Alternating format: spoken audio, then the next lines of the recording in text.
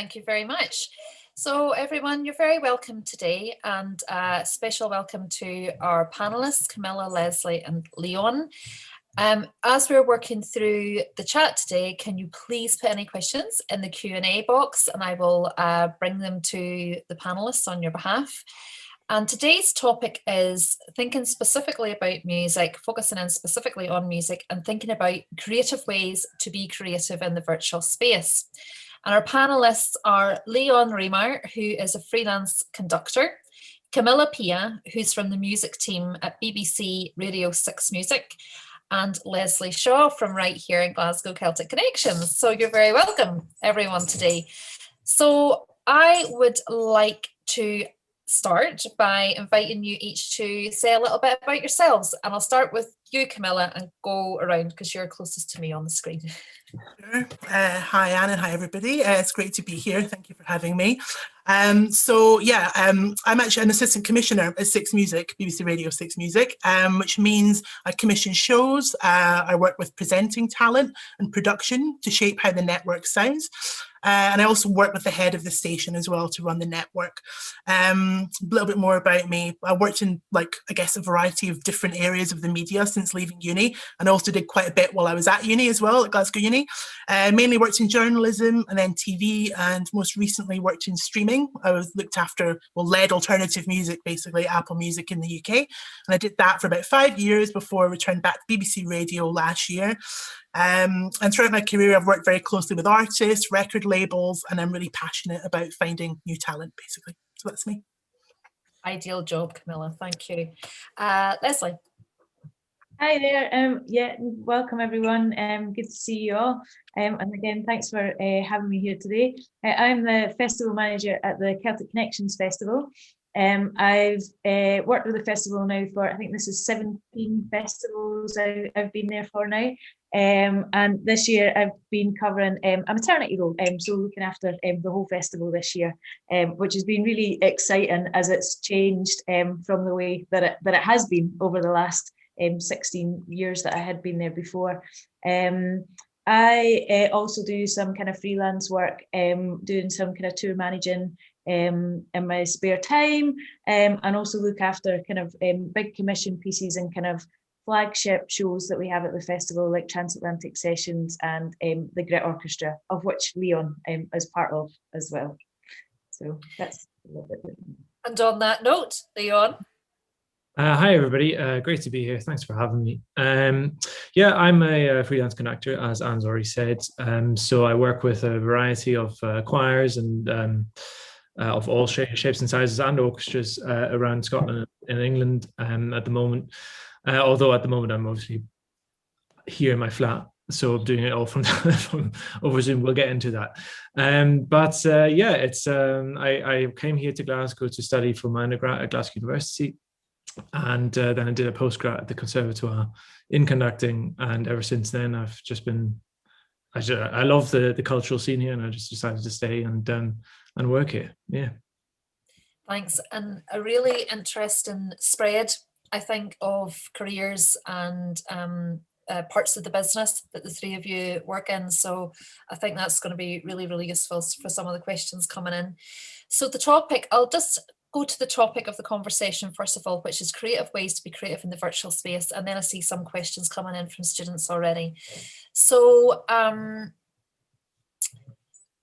why do you think, now this is probably a bit obvious, why do you think it has been important to be creative in the creative space in the last year? Leon. It's not an obvious question at all. I think it's really important to think about this. I think it's for me, it's music and art in general is really about expressing the times that we live in so many ways, isn't it? And finding a way as an artist to do that, especially in these circumstances, has been quite challenging.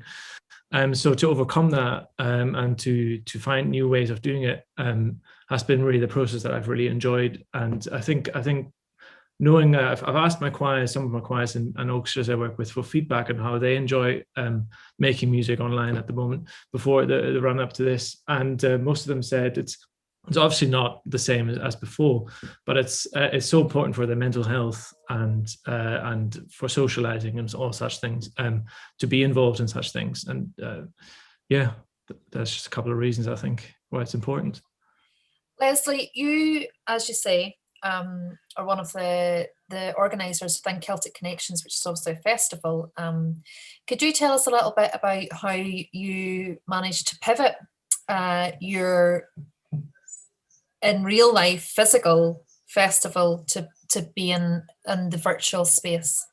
Yeah, so it's really interesting. Last year when everyone first went into lockdown, we were really lucky, I guess, in that the festival had already, we always take place in January, so the festival had already happened, and we were involved in lots of conversations with different events and festivals about what was going to happen kind of in the immediate term and kind of over the summer period. And I guess at that point, no one really kind of thought that it might go on that long into kind of January. So as the months were going on, we had to kind of really think about what we were going to do and how we might present the festival. So we initially kind of tried a kind of what we were calling was a digital first approach. So we were looking to still have most of the performances in January within the Royal Concert Hall, which is one of our kind of biggest venues, with the option that they would go out live, but with the option that we could invite small audiences if that was allowed. So if that meant that you could only have 50 people in a 2,000-seater venue, then we were really, really keen that we would try and do that. I guess as the year went further and further on, so we kind of got into like late September, October time, and the reality of that looked less and less that we would be able to have audiences there.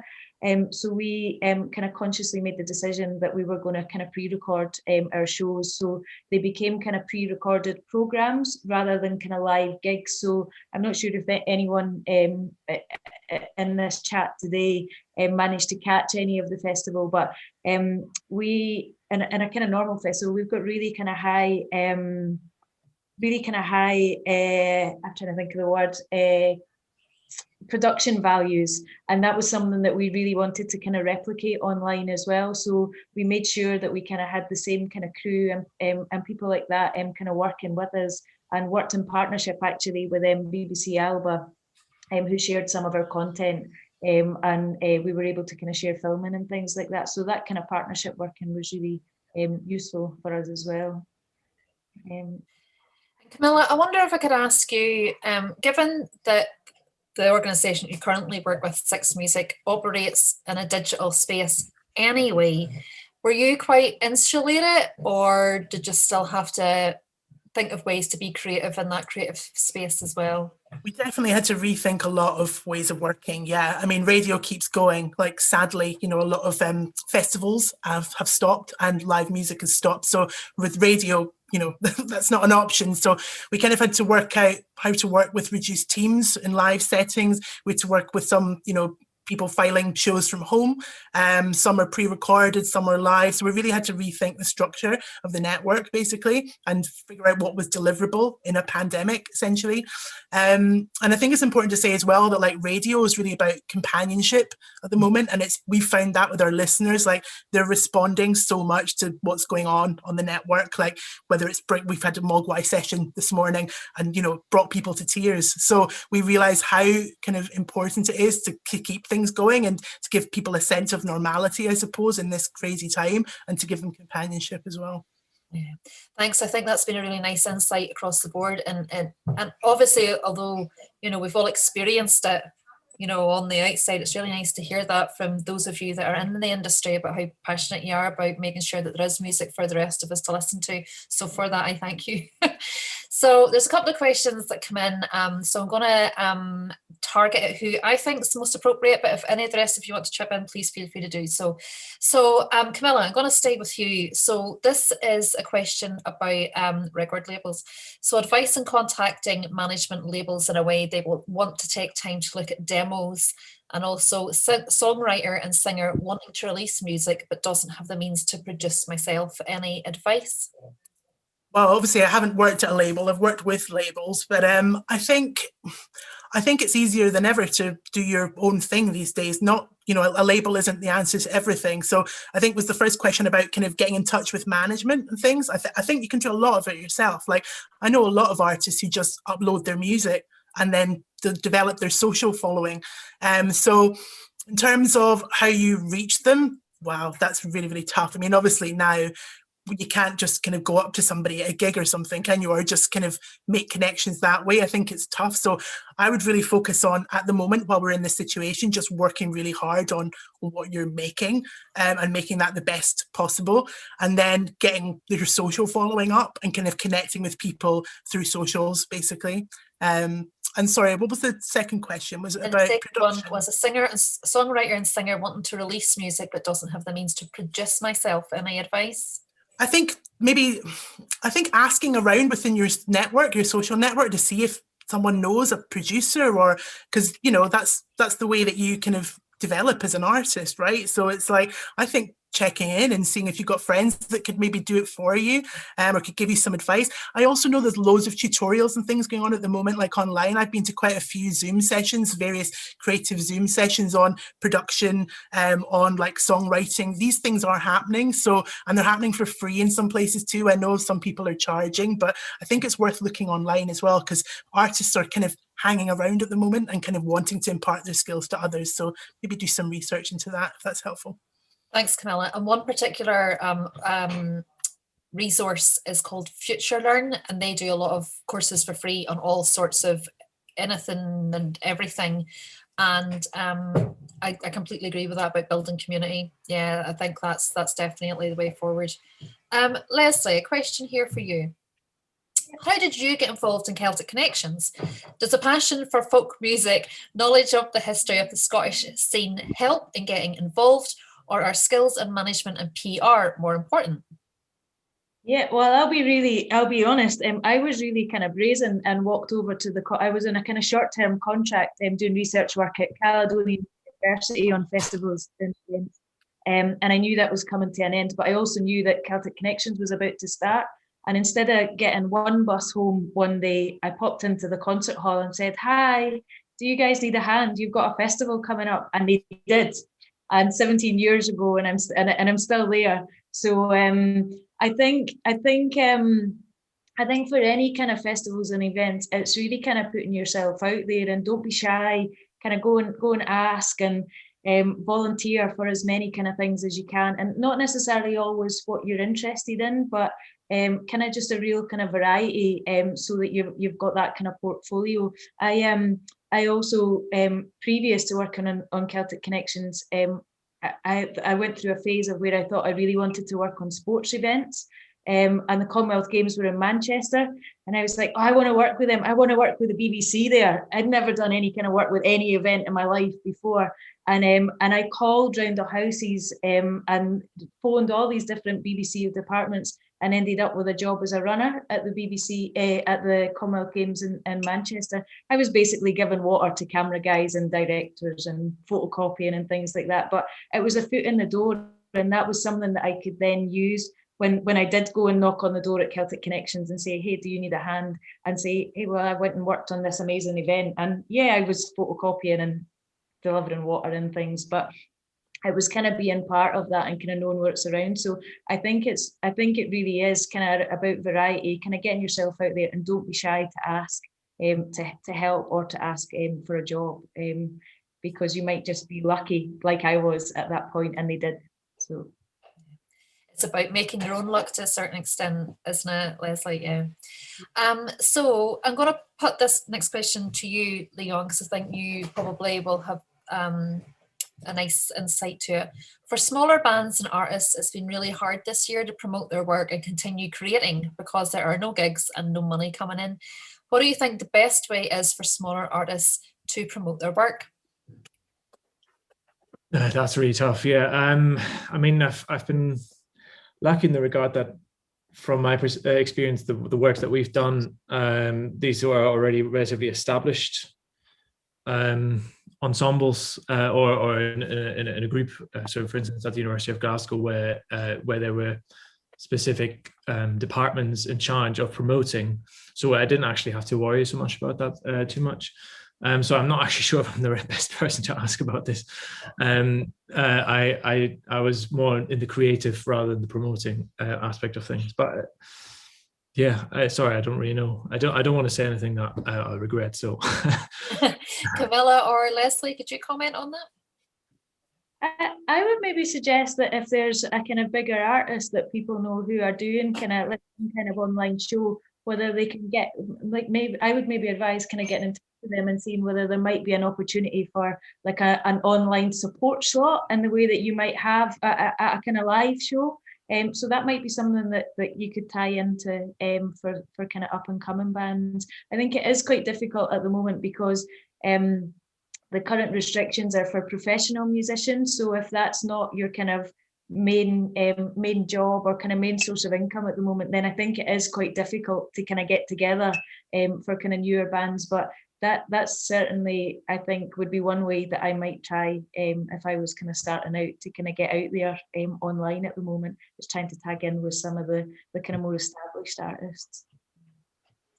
And also Louise Stanners-Pow from the MU, the Musicians Union, has pre-recorded a little piece for us about how the MU support artists and people in the music industry. And that's coming up straight after this conversation. So I would advise you to stay on for that to hear what she's got to say. And if it doesn't maybe directly answer your question, bear in mind that every single person that's on here today is a potential contact. So if Louise doesn't answer quite the question that you're asking, get in touch with her and ask her, and she'll be more than happy to help you. Okay, right. So there's a question here. How does someone get involved in Scottish radio? And maybe Camilla? Well, that's tough for me because I'm based in London now, so Scottish radio is kind of different. I mean, it's really hard. I obviously went to uni in Glasgow, but then I did a lot of placements, like basically a load of different publications and stuff. So I wouldn't know the detail on Scottish radio, so kind of wouldn't want to say. I mean, for me personally, like Leslie, I just like harassed people. Like basically sent, was just emailed and called people, found out contacts the best way I could, Googled things and I didn't do I didn't get to the job actually feel was my ideal job until maybe a couple of years in. Really, I did a load of things that were not completely suited. I worked in children's TV, for example, which was quite interesting. Imagine trying to book Mogwai on Blue Peter, but yeah, I think it was for me it was just like do something in an area that's even slightly similar, get your foot in that way, get experience. Then once you're in that role, it might not be quite right, but it's like, oh, do you know, I really want to go here, maybe get a contact there. I know that's not specific enough about Scottish radio, but it was my kind of journey. It was just kind of trying things and then realizing, getting contacts elsewhere. It's all about who you know, really, and trying to batter down those doors, basically. One of your best starting points is when you're a student is using the student media that is available to you. So at Glasgow Uni, we have a fantastic radio station called Subcity. So if you're not already involved in Subcity, you should be involved in Subcity if you're interested in radio. And the thing about what everybody's saying here is it's about building your community. Your first community is your peers, is the people around you. So if you were to join Subcity, you'll very quickly, once you start asking your peers, you'll very quickly start to build up a picture of what we call the labour market around that particular thing. But the other thing I would say, if anybody is really, really stuck and you really can't find the answers, I am the careers advisor for the College of Art. So please, please, please feel free to come and talk to me and I'll give you a steer. And can I add something on Subcity, which is that a lot of people I meet are from Subcity.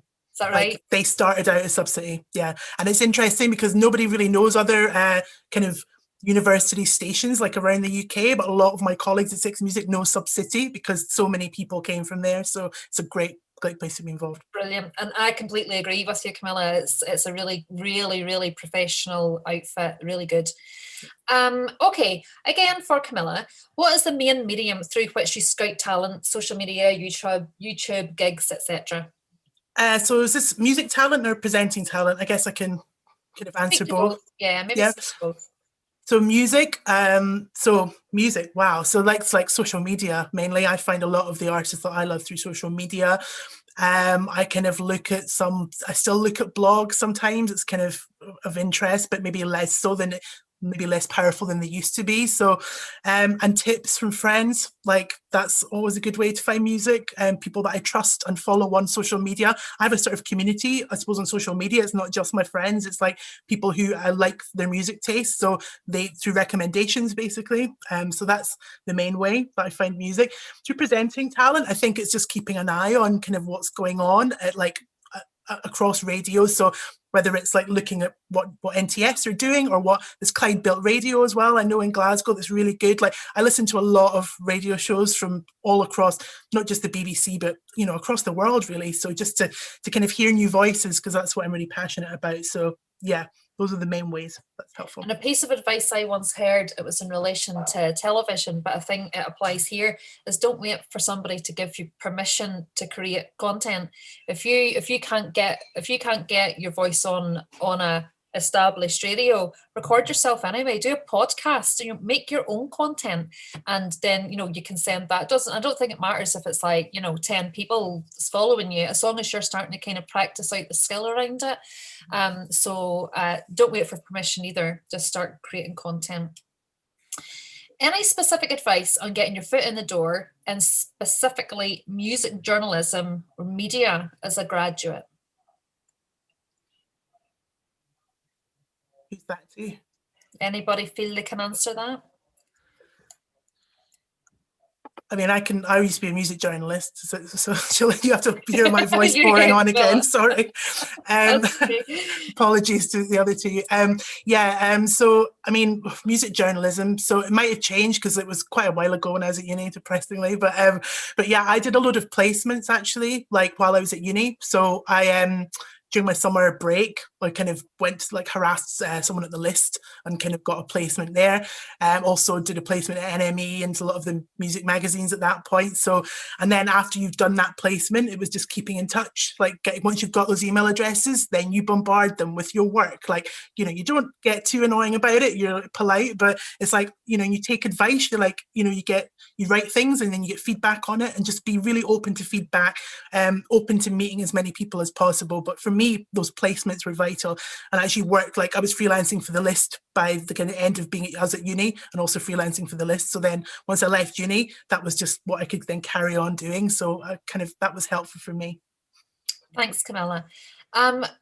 For all, how much did your degree or educational qualifications help you get the job you have? Now, Leon, I do want to come to you on this one. Well, I mean, obviously, it's hard to really estimate how much of an impact it is, but I'm sure, I think we certainly did. Not least because of the skills that you obviously acquire through your degree. So not necessarily just, you know, whatever the title is. Or I don't know if that impresses people or if that helps, but certainly in terms of making me better at the thing that I wanted to do, that helped a lot. And well, without it, I wouldn't have really been able to do it. I don't think. Yeah, I think it is important, but it's not.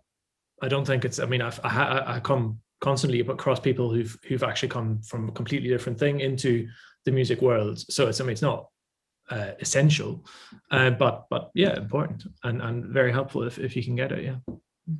Thank you. So the next two questions here is specifically about production. So working on the production side of music, sound engineering, producing, etc. What would you suggest for getting work experience in that field? Anybody feel they can speak to that?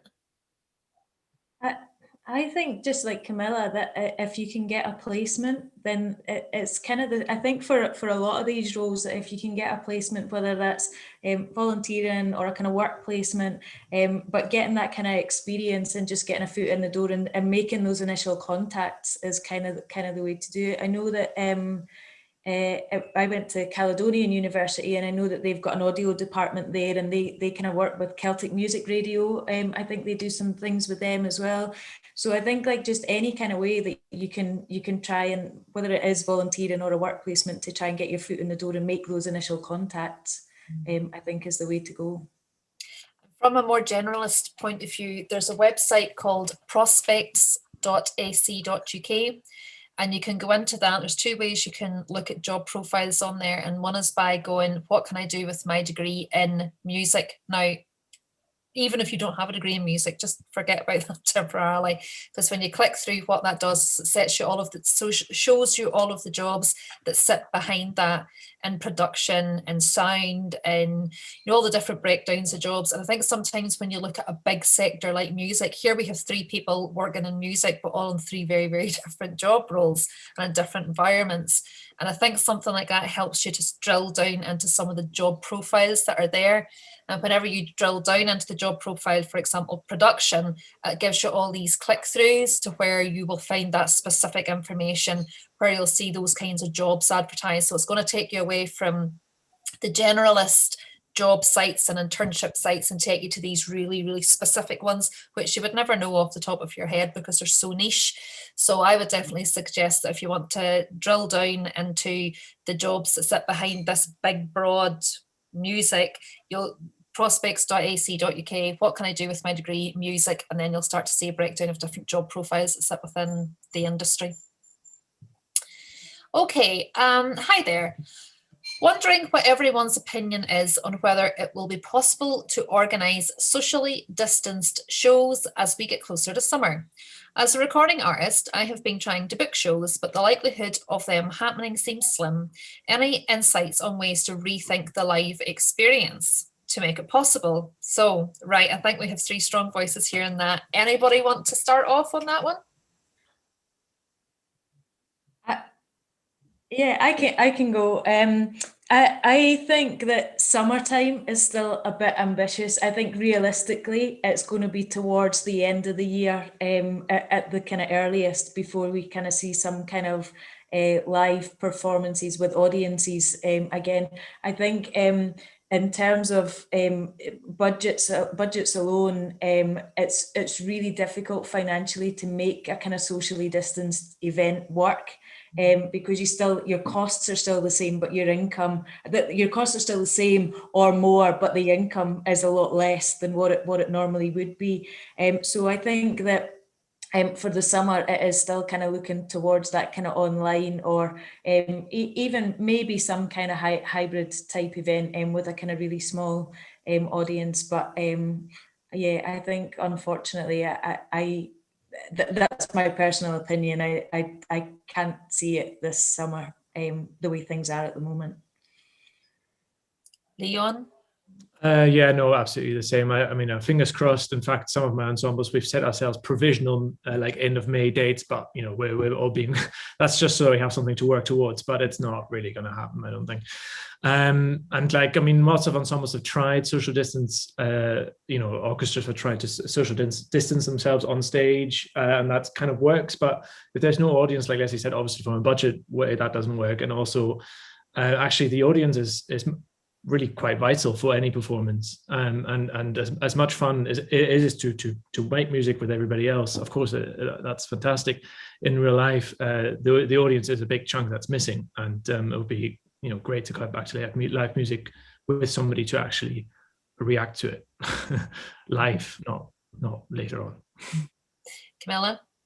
Yeah, I think there's some interesting stuff for electronic artists that, happening at the moment in the virtual space. Like, I don't know if that's helpful, but like I've actually attended like some gigs in Minecraft, which has been really creative. Like they've the amazing computer programmers like that have created this virtual world, and there's electronic artists booked for those, like DJs who play out sets, and that's been really amazing. So it's been interesting. There is some stuff bubbling up. People are being very creative about putting on live events now. It's not just someone in the room playing a guitar. So I'd look at those. I'd see if you could maybe contact some of the organisers of those, because there are really interesting things being done in the virtual kind of live space. It's really interesting. One of the things that we did with a couple of shows as well during the festival in January was that we had a couple of musicians who, when their show was going out, they were kind of live tweet. So we had kind of advertised, and they were like live tweeting as their show was going out. So there was that kind of I guess a little bit of kind of interaction there with the audience and the artist, obviously not through a kind of performance, but it kind of made it feel a little bit more kind of like an event, and that that kind of social interaction was still going on. So there are ways, I think, that you can still try and connect with an audience online. And I think on a positive note, it will come back. It might not be this summer, but live events will come back. So. Okay, thank you. Okay, I'm gonna have to try and pull a few things together here.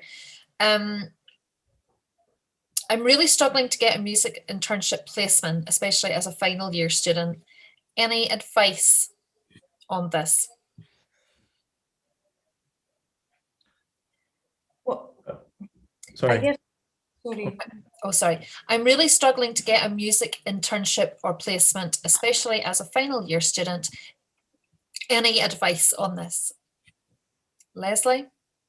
Yeah, I was just going to ask what kind of placement that they're looking for, whether it's as a musician or in production or in the kind of event side of things, or yeah.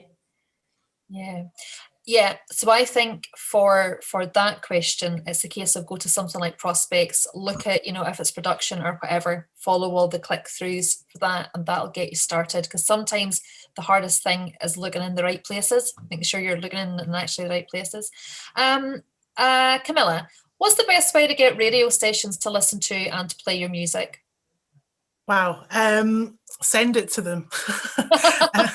There's a thing called the BBC Introducing Uploader. Are people aware of that? That's really good.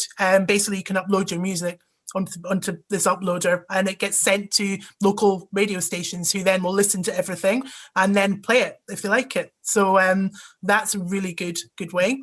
And I think as well, just like, as I said, your community, expand your community online, like get people talking about you, share it with your art, share it with artists you love. Like there's an artist that you're really influenced by, they're not doing stuff at the moment. Like they're sometimes up for chatting and DMing. Like I've heard really interesting collaborations happen because someone's just reached out to like Angel Olsen or something, and on the off chance she's replied and she's given them advice on their music. So just use that, like use socials, like use your community. I used to manage a band, and like that, we sent it to BBC Introducing, and it got played on Tom Robinson and Six Music, who I love anyway. And he tweeted about it, and it was, for God's sake, give this band a record deal. And he tweeted it to a record label, and they did offer the band something. They didn't take it because it was more suited to a group of teenagers rather than a group of middle-aged men with jobs and families. But nonetheless, it does. I mean, and it is exactly as you say, Camilla, it's about building your community and talking to the right people. And, as well, you have to make good stuff as well. So make it to the best of your potential and your capacity as well before you send it out, I think.